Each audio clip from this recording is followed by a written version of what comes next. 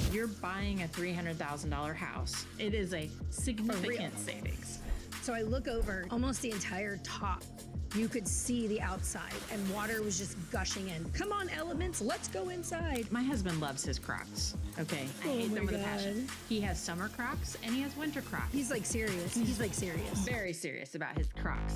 Goes on his first showing and Bryant looks down at his feet and he goes, oh shit, I wore my Crocs. And I'm like so embarrassed. He gets out of the car. The dude in front of us gets out of his car. Guess what he's wearing? He's like, I wear these every day. And I was like, honestly, so do I. The question was, will an agent help me sell my house for sale by owner? Doesn't that for sale by owner, doesn't that negate the whole agent process? You want to sell your house by yourself?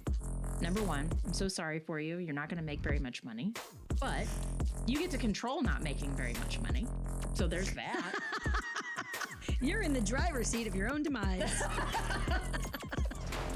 Coming straight to you from KC, we're spilling some real tea with Jana and Moxie. Hey girl, hey. How are you today? Hello. Good morning, afternoon, evening, and good night. Oh wait, that's Truman. That's the Truman Show. Is that the Truman Show? In case I don't see you. Yeah, I think so. What does he say? Good morning. And if in case I don't see you, good afternoon, good evening, and good night. That's what he says. That's what he says. All right. True story. Dig it. Okay, we have a jam-packed podcast today. Yeah, we do. And we're going to start with a little bit of story time. And I'm going to take the first one. How's that? Do it. Do it. So my story time is a little bit more educational story time today. But I was explaining to a prospective client how to address like seller concessions versus price reductions. We were going through this process of, identifying repairs that need to be done. They wanted to ask for all of these repairs. They were like almost $20,000 worth of repairs. And a lot of them were like, replace the screens that have holes in them, replace, like little stuff like that. Not like big things, to a tune of $20,000 roughly. So anyway, so we're having this conversation. I'm like, you might want to consider doing a price reduction or seller concessions instead. And they're like, talk to me about that. What does that mean? Does that impact our monthly payment? And so when I'm walking them through this, and I do this with other clients too, like when you're thinking about the cost of a home, for every $10,000, you're roughly looking at a payment change of about $75 max, really, with taxes. With the current interest rates. Current interest rate, taxes and insurance included, that's like, it's probably about $75. So if you're thinking like, I don't want to offer $310,000 because that seems like way high, it's a difference of $75. So we're having this conversation about, okay, if you're buying a $300,000 house and you are considering reducing the price by $10,000 or doing some kind of seller concession and you're payment conscious, meaning you're worried about your monthly payment, I would recommend changing to asking for seller credits for $10,000 and then buying down your interest rate, which would save you about $287 a month on a $300,000 house versus reducing the price by $10,000, which is only $75 a month, right? Yeah. Massive difference. Yeah. And not only a monthly significant difference, but if you ever do the like true amortization of what that looks like over the lifetime of the loan, that will make you want to throw up in your shoes. Okay. Accurate. It is a significant savings. So if you've got that 10, then on the flip side of that, if you're not payment conscious, although I don't know who wouldn't be, $287 a month is a big difference. Yeah. But let's say you don't care about that. Then I would take that same $10,000 and apply it to your closing costs and do seller paid closing costs instead. Because that's dollar for dollar back in your pocket at closing. That's a dollar you didn't have to spend. You didn't have to bring. Right. Whereas a price reduction doesn't have any impact on how much money you need to bring to the table at closing. Right. So. Yeah. And I wish people would so the other day I had this exact same scenario. We have a relatively significant number of dollars to play with. And the reality of the situation was you have to make the decision. Do you want your payment to be exactly perfectly where you want it to be? Or do you want to have an additional $11,000 in your pocket at closing? I'm a big fan. I'm a big fan of having more money because the difference in price was something like, I want to say it was like $70. So I did the math really fast. If I have $11,000 in my pocket and the difference is $70, that's like $800 a year extra that I have to pay for the house. How many years do I have until I lose that $11,000? Like I just could not make it make sense that the person wasn't interested in, and they ended up doing raise the price where I told them to and asked for but anyways, the creativity that you have to make this make sense to people is, it's crazy. Yeah. And it's like, hiding the money or hiding the marble, right? And the cups. It's like, that's basic. We're just moving money around, but it has a significant impact on whether or not you're going to pay more per month or you have to bring more to closing. So, yes, we're moving money around, but it has a big impact. So I know whenever people get really hung up on the sales price of the house, even if they reduced it by $20,000, which seems like a lot, that's like $150. Yeah, it's not significant enough. Maybe if we were like right there and you needed that $75 off so your DTI worked, okay, that's different, right? But no. Take the money. Take the money and run. Take it. Yes, I know. I know. What a concept. And I'm a big fan of overpaying personally in order to A, get the property that I want, and B, get the terms on the money in my pocket. I've done that multiple times with our personal home that we live in. I overpaid for that house, not significantly because the market wasn't insane, but I definitely overpaid for it. I ended up giving up my commission as well. And it helped tremendously because that house was on the market for 4 hours. It would have gone in a heartbeat, but I pounced and I didn't care what it took. But then on our properties that we purchased not that long ago in Sedalia, we overpaid for those, not significantly, but we definitely overpaid for them. And it's because I saw the value and I knew at the end of the day that this was going to make a lot of sense. So we paid a little bit more, but what's $3,000 going to do? What is that? Like $14 a month? Like, what are we talking about right now? Right. It's so true. It's so true. And so many people get hung up on that sales price. It's like, no, that's not the thing. That's not the thing. It's not the thing. So what did they end up doing? She ended up doing, once I actually walked her through, like, this is what it would look like if we just took the $10,000 off the sales price. This is what it'd look like if we did, the buy down and had seller concessions per buy down. And this is what it would look like if we did seller concessions for closing costs. And like walked her through each of those. She's a very analytical person. Walked her through each 3 of those things. She's like, well, who wouldn't do the buy down? Who wouldn't do that? I'm like, ding, ding, ding. What do we have for Johnny?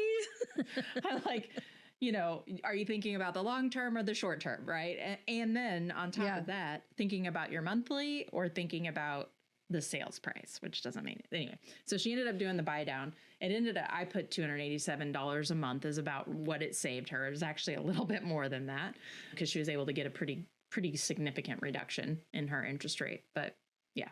Nice. Yeah. So. Wow. You know what?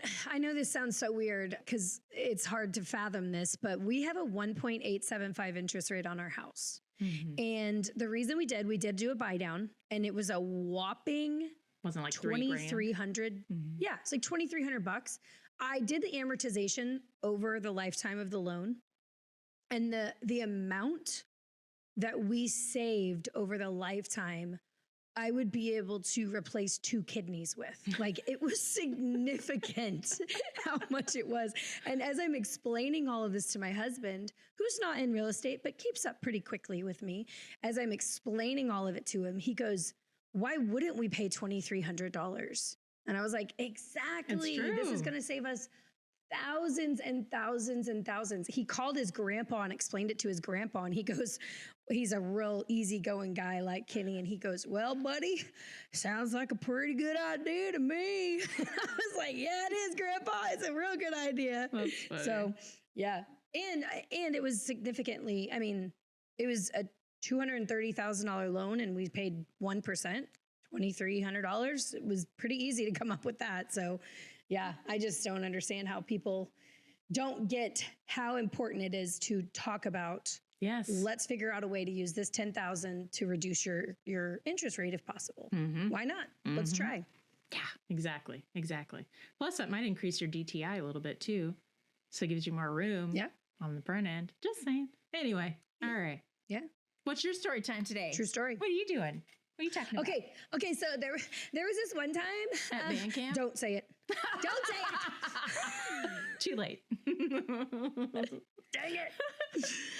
All right. So I was going to go show a property, and I think it was in Leavenworth. It was to an old friend of mine. Unfortunately, we're no longer friends. Sorry. That sounds like an interesting story time. Nope. So,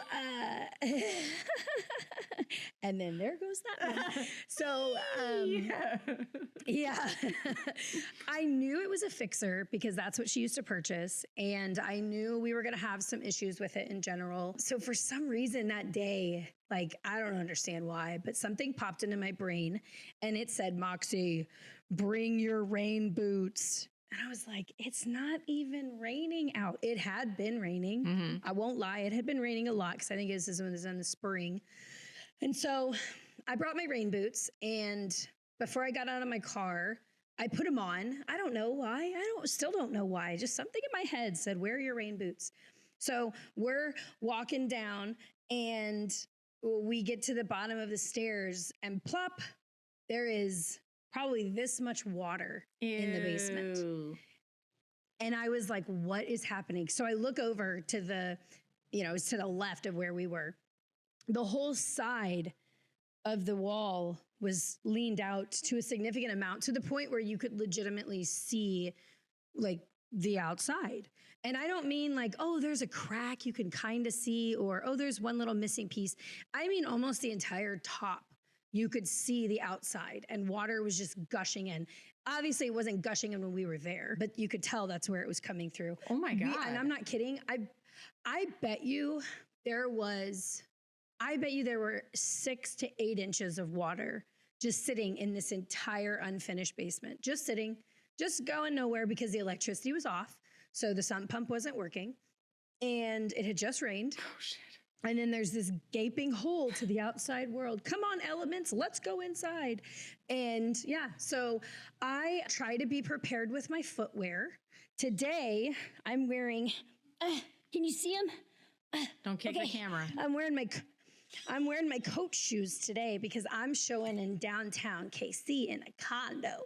And you don't have to have decent footwear for that. You just gotta look cute, okay? So if I know that I'm showing a farm or I'm showing land, or if it's rained, I put my mucks on and it's weird though, because sometimes it gets a little weird, Jana.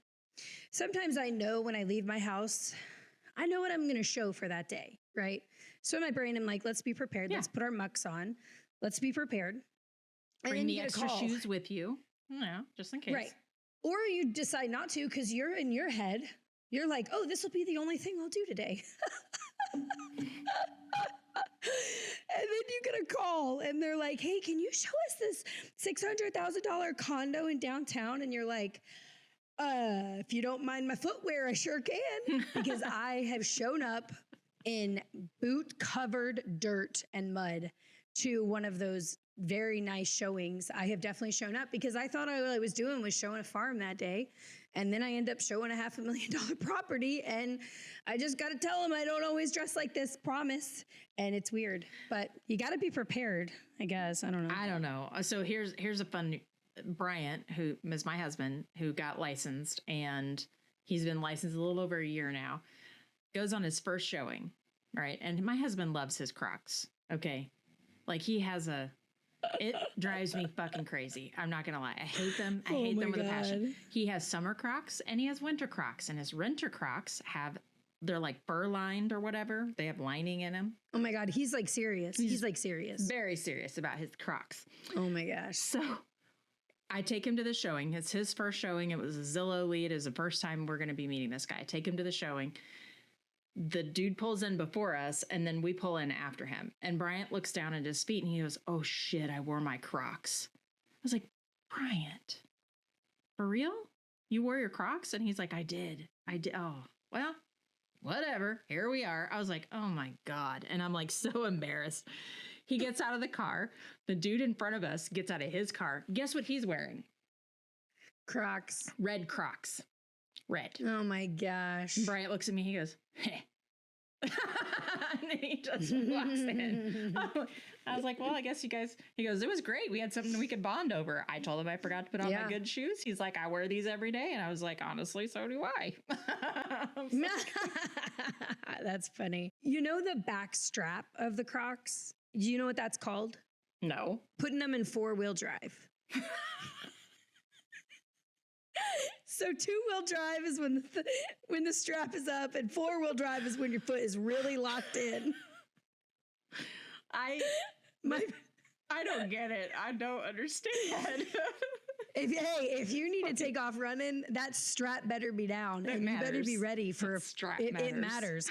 My brother, who you would never in a million years thought that he would like Crocs, he loves them, and he says, "Oh, hold on a second, I got to put these in 4-wheel drive." My God, Jacob, you're too much, dude. Because he's like super straight laced and has like a pretty intelligent job, and like he's had some really, really high minded, intelligent jobs. He always wears nice clothes, a belt, tucked in shirt. He's fit, and then when you see him out of it, he's got these damn Crocs on, and you're like, "What are you doing?" He's like, "Don't worry, they're in 4-wheel drive." I'm like, golly, dude, I cannot with you.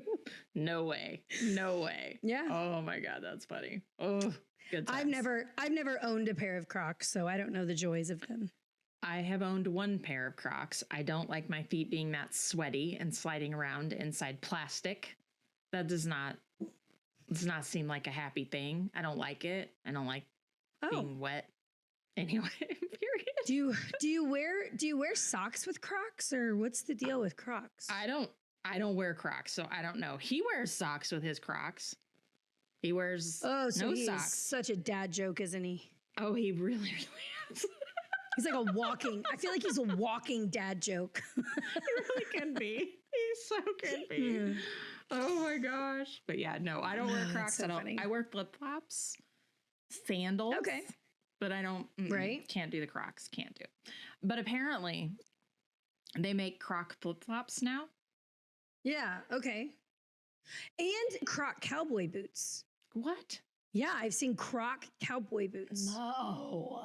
Yes. Ugh, that's so nasty. Full on Croc cowboy boots, where it is a legit Croc on the foot, and then like it looks like a cowboy boot. I don't know if it's plastic like the rest of it. I don't know if it's leather like a normal cowboy boot, but yeah, a Croc cowboy boot. I have seen them. They seem stupid to me, but what do I know? I agree. No thanks. All right. Well, yeah, that was fun. Hard pass. That's just nasty. It's a soup. There's soup happening in your shoes. That's nasty. Ew, gross. Sweat soup. Ugh. Okay. All right. So, topic of the day, listener questions. We have a couple. We have 3 to talk about today. Question number uno. I'd love to upgrade my home, and I know my current home will probably sell fast, but I'm scared I won't find a new home to buy and I'll be homeless. What do I do? You were talking about the recast before. Yeah. What are some other options? Some other options? Yeah. Buy and sell at the same time. You can do a bridge. Yeah. If you own your house, full out own your house, you can also do a line of credit, which is totally different than a bridge or a recast. Yeah. Excellent point. Or become homeless. You could do that. You could shack up in an Airbnb or something. Yeah. Maybe. Move in with your children. Move in with the kiddos. Yeah. Yeah. Assuming they have room. There's lots of things. I kind of tell my sellers, like, when you're on the listing side and we're in a hot market, those two things need to be, and we're in a hot market, you're in the driver's seat. You have a little bit more control over the timeline. Yeah. So if you said, for example, I need 60 days, which would frankly be the max, because that's most people's pre-approvals aren't longer than 60 days right now, just because of the interest rates. But if you said, I need 60 days, that gives you 30 days to find a place and 30 days to close, or 45 days to find a place and 21 days to close, whatever. But you've got that time, not 21, obviously 15, but you've got that time built in and you control the timeline. So that's usually resolves it. But recasting, Airbnb, move out, get to Airbnb for a couple of days or a couple of weeks, whatever. Question number 2. Oh God, this is dumb. We're so goofy. Let's go on. We can't get our shit Question together. number 2. Jesus. All right. Question number 2. You have to stop. You have to stop fucking squeaking first. Listen, you guys missed something, and I'm really sorry you missed it, but we're going on to question number 2. You'll have to just hit us on the backside sometime. No, I don't need my ass spanked at all. I didn't mean it like that. It's what I said, but I didn't mean it like that. I mean, okay, don't get question me wrong. 2. Don't get me wrong. I do like a good spanking. You already said that your ass hurt, so I'm just saying. And then you were like, not in the way you think it does. Girl, I'm talking about the fact that I'm sitting in a chair, so that's how I think it was. Like, I don't know what you're talking about. Yo, Bryant, how them Crocs doing? Okay. I'm just saying, man, I don't know about you sometimes. I don't know. I can't keep up. Or can I? I don't know. Good Lord. Okay. Right. Question number 2. On to question 2. Yeah. Yeah, for real. Go ahead. Okay. Do you want me to do it? Sure. I don't know if I understand this question. So we're going to have to just talk about it because I don't know if I understand it. Okay. The question was, will an agent help me sell my house for sale by owner? Doesn't that for sale by owner, doesn't that negate the whole agent process? I don't know if I understand this one. So help a sister out. I'm a sister in this case. So you're not wrong, right? Like usually for sale by owner means unassisted. Yeah. But you could be assisted and not be represented. Okay. Huh. Okay. Learn me something. There are a couple things you could do if a seller wants to sell their house for sale by owner and the agent is willing. I mean, the agent has to be willing. And no one works for free. Let's just start there. So there's a fee involved. You're going to pay. It's just a matter of how much and how much you want to do. So, so we've developed this like for sale by owner package where we'll do a certain level for this price and it's a flat fee, certain level of for this price, certain level for this and this. So there's 3 different tiers. And so on the first tier is the seller handles all negotiations, seller handles all showings, seller handles all photography. Agent does 2 Facebook posts, a TikTok video, and an email blast out to its, the agent's COI, and we will post it in MLS for exposure. Okay. But that's it. Okay. The seller has to handle all negotiations, all of it. All I'm doing, it's basically just putting it into MLS for you and doing some minimal marketing. I've been the buyer agent on the opposite side of those transactions, and it was horse shit. Yeah. Go ahead. It's super unpleasant for everyone, usually. Super unpleasant. Yeah. Yeah. The second one includes a little bit more. Did I mention that it was horse shit? I wasn't kidding. Wait. That was not a horse. I neighed. Horse shit. You bod. I neighed, you bod. Is that better? Can you just? I don't know what's wrong with me. Can you lip the phone? Or lip the microphone? Ah, like a horse. Okay, please go ahead. So I feel like we need adult supervision most of the time. Yes, sometimes we need a little ding, ding, ding, ding, get back on track.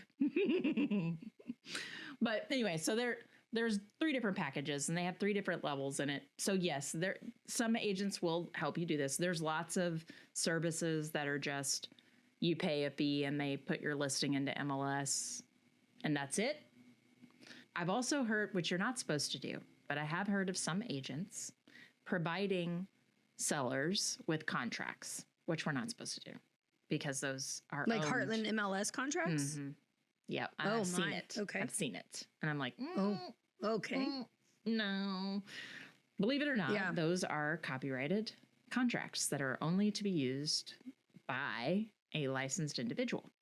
If you want a contract and you want to sell your house by yourself, number one, I'm so sorry for you. You're not going to make very much money, but you get to control not making very much money. So there's that. You're in the driver's seat of your own demise. That has to stay in. All of this has to stay in. What are you talking about? Don't cut anything except for where we clapped. Maybe the neighing And the No. and the lipping. No, that all has to stay in. I'm getting ridiculous. I'm getting hot. I'm like fucking dying over here. Jesus Christ. Oh, Lordy. I hope all this stays in. Keep it all wet. Keep it all, girl. So yes, if you want to be in the driver's seat of your own demise, as Moxie so eloquently put it, you too can sell your house by yourself. You do you, boo. You're not gonna, you got to do your okay, pumpkin. Okay, pumpkin. I'm the you do you, boo boo. Oh, I'm hot. I know. Okay, go on. Go on. Same.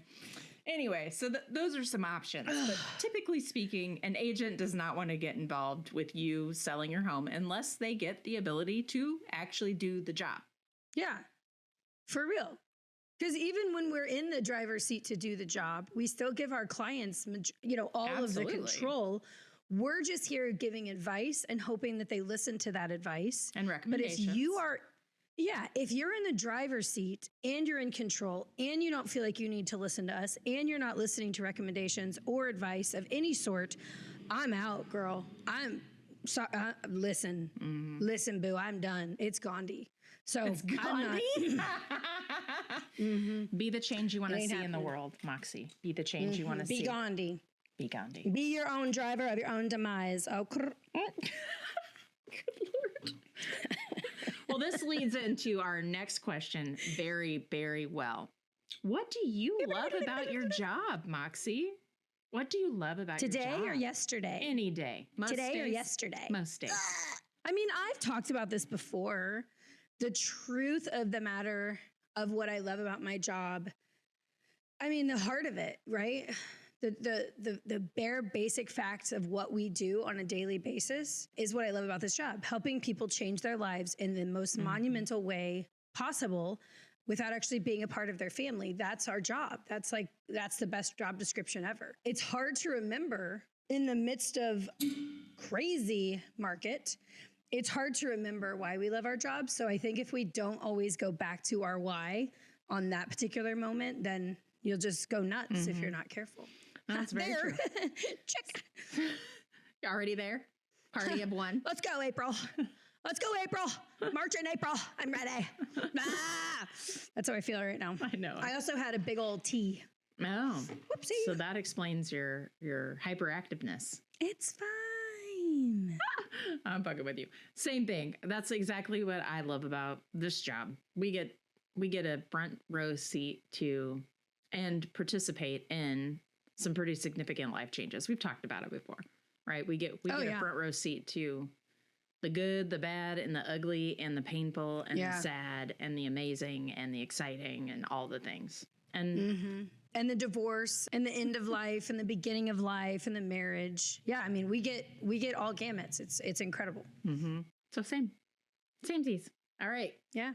You want to do your off the record? What you got? Oh my goodness. Okay, so a queso cheese. So Kenny's my husband, in case no one's listening. I hate when I say queso because it always makes me think of cheese. And so then I have to be like, ugh, queso cheese. Ugh, I hate that. But I say queso way more than I want to. This weekend, Friday night, we went to a poker tournament for Odessa Wrestling, I think. I don't know. There Like were high school? 42 people. Okay. It was for a fundraiser for the high school, whatever. Anyways, we went with a group of 6. So there were 6 of us all together. And we got down to the final table, which is 9 players go to the final table. All 6 of our group was in the final table out of 42 people. Wow. And guess who won? Guess who got first? Who? Really? Yeah, I got first place. I did. I did. I know, right? And Texas then, Hold'em? Yeah, girl. Yeah, girl. Let's go. We're going to have a game night. I'm down. Let's go to the casino. Where do you want to go? I got money. Let's go. Hell, we don't even have to go to the casino. We can just do a house table game. You know what I'm saying? Okay, I'm down. Yesterday, we got an invite to go to another poker tournament for a guy who has leukemia, I think, adult onset leukemia, or however you say that. And then they did another charity event in Blue Springs. We went there. There were 30 I think I heard there were 38 players in that. Me and Kenny made it to the final table again. Nice. I was the last chick at the final table, which was awesome. But this little twerp got me out. A little twerp. He didn't even know how to call his hand. So anyways, I got 6th and Kenny got 8th, I think. So we were still pretty happy with that. But we've been having a lot of fun playing poker. So we may start doing that a little bit more. I didn't realize we were both good at poker. Like, I played before and wiped the floor with this group of guys with Kenny. And I just was jacking around kind of. It was a New Year's Eve. We were just jacking around. I walked away with all the money. They were so mad. And they told Kenny, they're like, never bring your girlfriend back. That's when we were dating. Gross. But I didn't realize we were good. Well, he plays at a poker tournament occasionally. And I think the guy lives in Warrensburg. And he's come home winning, first place at the tournament. I'm like, man, you're good too. I love poker. Anyways, we're having fun. I do too. I love Texas Hold'em. Omaha Hold'em can eat it. Like, we're not playing that game, but I love me some Texas Hold'em. Yes, I used to play a lot. At like casinos? Yeah. Oh, yeah. So Jam Banana's got some hands. She's got some reps in her. I like it. Yeah, nice. I would sit my first time in Reno, which I like to go to the little podunk because they give you a lot more. They comp you a lot more. Just saying. Okay. But in Reno, I spent 36 hours at a table. Wow. I got full weekend comped because there were so many people coming trying to it's different for women. Okay. It's different for women at the poker table because everyone underestimates you. Everyone thinks you're just blowing someone else's money. And I'm like, I'm spending my own motherfucking money. Okay. And I will get it all back. Don't you worry. But I love Texas Hold'em. But I spent 36 hours sitting at a table in Reno. That's the probably longest stretch that I played. But I have to be careful because I like it so much that I will sit there for days. Wow. Yeah, I will. I get into it. It's ridiculous. Yeah. I'm not addicted to it. Like I need to go. I haven't played poker in a while, actually. It's been a hot minute, but it's my favorite. If I don't want to commit to a table game, I really love 3-card poker. Have you ever played 3-card poker? Yeah, I have, and I've won at it. I'm probably not as good at that game just because I get too excited. It's easier because I don't do well playing against the house. I do well playing against other humans. That's the difference. I can't bluff the house. I can bluff Bob. Right? Sure. Or I can outmaneuver. I don't play a table game because I can't do anything about the emotions of the house. That doesn't exist. I know. It's more of a math game. It's more of a strategy game at that point than it is about the people. And I don't math well. I don't read well. I don't spell well. Academics were not my thing. So what? It's true. You wanna test me? I'll fuck it all up if you want to test me. Cashmere inside. No. Yeah, cashmere inside. I don't know how to spell cashmere even. Yeah. So anyways, spelling is not my jam. That's why I have someone else help me with contracts. Don't tell anybody I said that, just the people listening to this podcast. So anyways, I don't like table games. I don't like the house games. I like the ones that you're actually playing with people because I can read people really well. Yeah.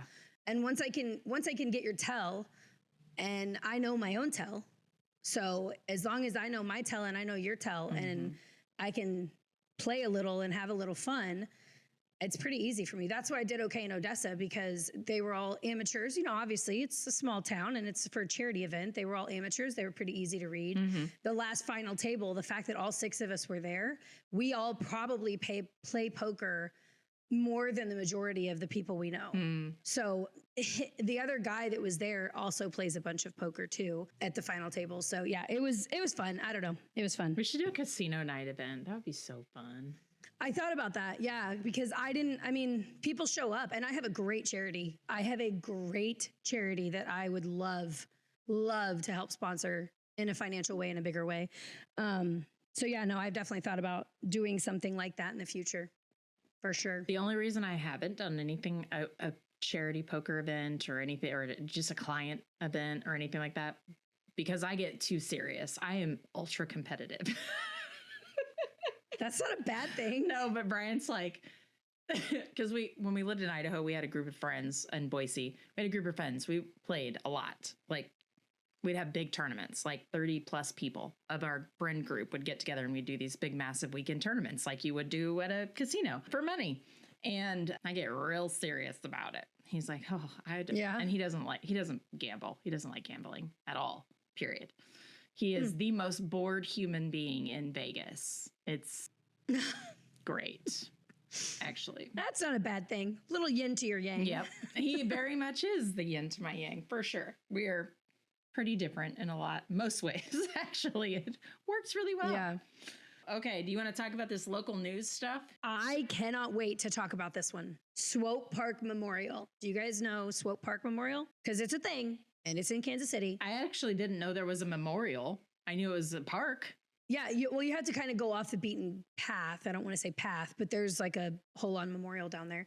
And it's really close to the zoo, right? It's because it's on Swope Park. Here's the zoo right there on the map. What I didn't know and what I just found out is the reason that there's a memorial, this is crazy, is because there's actually a body in that vault in Swope Park. It was legitimately built in, what is it? In 1909, his body was kept in a holding vault until the memorial was built in Swope Park. And then it was moved to Swope Park and actually put at the memorial. So if you ever go to that memorial, it's not just like let's remember this guy, who, by the way, was Thomas Swope. Mm-hmm. Ironically enough, his last name is Swope. You're not just going and saying, oh, what a beautiful job. You made Swope Park. Oh, great job. No, you're chilling at his dang graveside. And that is just, I don't think most people know that. I'm sure they have a plaque or whatever out there, but I had no idea until I read this article. And then I was like, that's a living guy's dead funeral. Like that's your place of death, man. That's insane to me that a public memorial is a guy's, like, this is his cemetery. That's, I don't know. I don't know. It blew my mind. It absolutely blew my mind. I had no idea. What else? I didn't either. So next up. Speaking of casinos, out by the Legends, right? Yes. Yep, yeah, right out by the Legends, right? All right, tell us what's going on. Isn't it going to be put where the Schlitterbahn decapitated someone? Isn't it going there? Young child. God, you're so dramatic. You're so dramatic. God, you're so dramatic. Because we all needed a refresher course on that. That was pretty damn gruesome. That was bad. That place closed down shortly thereafter, and is really unfortunate because it's a lot of money was put into. Anyway, so now Margaritaville is going to go there, which I'm excited. Which I'm kind of excited about. I'm super stoked. It's a 229 room hotel on top of this whole resort. I know. And you know what? Do you know what it is? You ready? The first resort in all of Kansas City outside of the Great Wolf Lodge, which I don't really consider that a resort because I feel like it's more kid focused. Mm-hmm. But this is going to be like a resort outside of, I don't think there's another resort in Kansas City. There's lots of hotels. Yeah, there's lots of hotels. There's lots of like event type places, but not like this. Not like this at all. Yeah. Not like this. This is going to be massive. $150 million hotel development, resort development. When's it supposed to be done? Spring of 2025. So just a year from now. And I haven't driven by there in a hot minute. Maybe I should. Wow. They better get on it. Out. I mean, there's got to be that's awesome. Something infrastructure going in there for sure. Yeah. But yeah, I'm stoked about it. It's going to bring a lot of people to the area, which is awesome.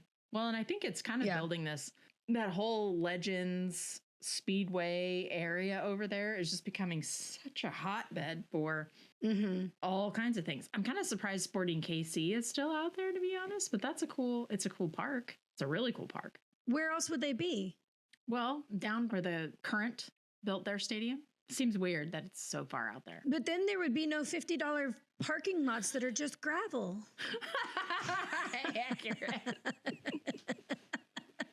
that you could literally just take a four-wheeler and get right over those humps, by the way. It's not even For real. For real. I can't believe, I know we're talking about Margaritaville, but I cannot believe that I saw one guy, I don't know how accurate this is. He legitimately said that parking is going to cost me more than my whole entire pass. Are you fucking serious? I am not kidding. They just announced last week, $50 to park. I had no idea.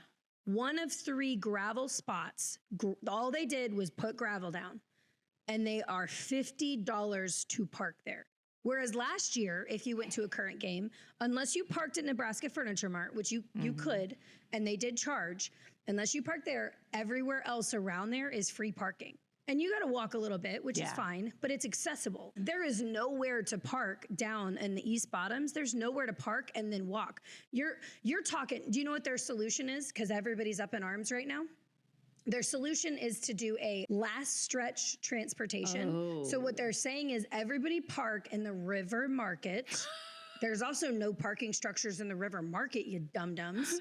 And we will trolley you down from the river market down until they get the railway put in, which is supposed to be late 25, early 26.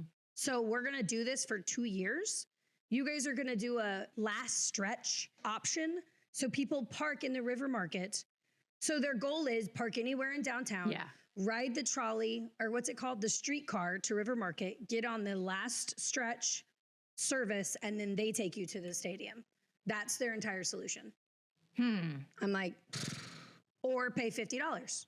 That sounds stupid. Yeah, and they're gravel, Jana. 3 gravel parking lots. Shame on them for not being forced to build an entire parking structure. Yeah. Shame on the city for not saying, if you're going to do this, you need to provide full on parking, and it can't be $50. That is just absurd to me. That is, I can't believe it. very absurd. So I think Current should have been required to also build a parking structure and make the parking reasonable. But they didn't, and they weren't, and they're not. Do you think that it might have something to do with what they're waiting to build down there next to it? I don't know what it is. Yes, I'm sure it does. Then don't make them pay $50 to park. Yeah, that's absurd. Stupid. That's absurd. Maybe they're trying to raise money for their parking garage. Maybe, I don't know. Maybe that's what it is. But I mean, they're encouraging people park in the Northland or park in North Kansas City and get an Uber. Where in North Kansas City? Show me a parking structure in North Kansas City too. There isn't one. There isn't. There's Especially street parking. Not anywhere that's going to make any sense. Yeah. You're going to be in the industrial part of North Kansas City, and then you have to get your Uber there, and then you're waiting in traffic, and now that highway over the bridge is completely backed up. Like, they did not put some thought into this. They should have had me on board. I'd help. I'd help. Call me. Just call Moxie. I'll help. Well, I'm excited about Margaritaville, though. I enjoy going to their resorts in Florida, although we don't go to Florida anymore, but yeah. I've never been to Margaritaville. Really? I mean, I know this is so stupid, but the Jersey Shore just went to Margaritaville, and it looked pretty cool. Just saying. Jersey vacation. What do they call it? Jersey Shore vacation? I don't know what they call it. I still watch it. Judge me if you want. I'm excited about Margaritaville. I think it'll be fun. I do too. All right. Well, that's it for today, lady. Okay, I'm going to go show a house. Actually, a condo. Woohoo! Bye. Make it a great day. Bye.